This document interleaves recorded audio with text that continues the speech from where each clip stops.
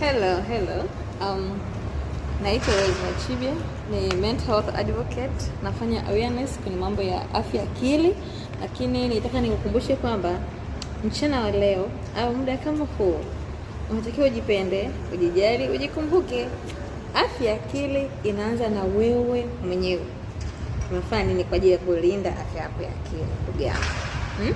Kwa sababu ukiongelea afya akili, unaongelea uthamani wako, unajiongelea wewe mwenyewe, umeongelea kujipenda kwako, kwa sababu huwezi kuruhusu mtu adistract afya yako ya akili wewe unajua kabisa hapa kuna namna. Sasa ndugu yangu mpenzi, jipende, jithamini, jijue wewe ni nani. Ukijijua wewe ni nani, itakusaidia sana kwenye kutunza afya yako ya akili. Umenielewa mpenzi? Umenielewa ndugu yangu?